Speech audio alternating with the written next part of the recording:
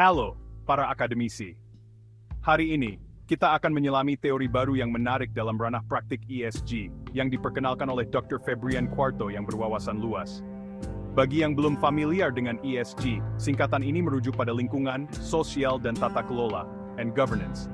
Ketiga faktor ini menjadi tolok ukur utama dalam menilai keberlanjutan dan dampak sosial dari sebuah investasi pada perusahaan atau bisnis. Dr. Febrian Quarto, SA, M.Ac., CA, ASEAN CPA, dari Universitas Mercu Buana Jakarta, telah melakukan penelitian inovatif yang menantang kerangka ESG konvensional. Karyanya menawarkan pendekatan alternatif dalam mengimplementasikan praktik ESG yang berpotensi merevolusi cara bisnis dan investor memandang keberlanjutan. Jadi, apa yang membedakan teori Dr. Quarto?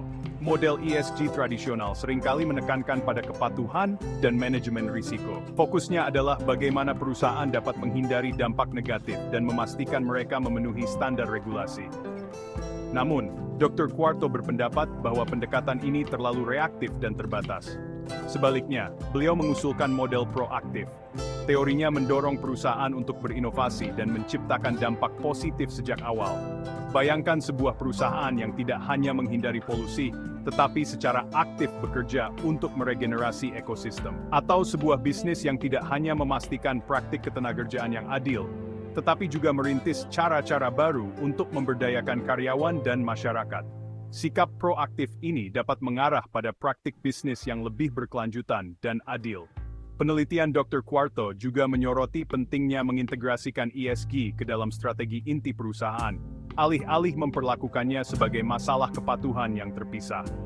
Beliau berpendapat bahwa ketika perusahaan menanamkan prinsip-prinsip ESG ke dalam model bisnis mereka dapat mencapai kesuksesan dan ketahanan jangka panjang yang lebih besar. Salah satu poin penting dari karya Dr. Quarto adalah konsep penciptaan nilai berkelanjutan. Ide ini melampaui konsep tradisional triple bottom line, yaitu profit, manusia, dan planet. Ini tentang menciptakan nilai yang berkelanjutan dalam segala hal, secara ekonomi, sosial, dan lingkungan.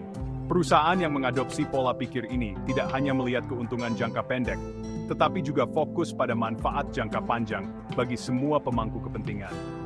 Sekarang, Anda mungkin bertanya-tanya, bagaimana perusahaan mulai mengadopsi pendekatan ESG baru ini? Dr. Quarto menyarankan beberapa langkah praktis. Pertama, bisnis perlu melakukan penilaian menyeluruh terhadap dampak ESG mereka saat ini. Ini melibatkan tidak hanya melihat metrik kepatuhan, tetapi juga peluang untuk dampak positif.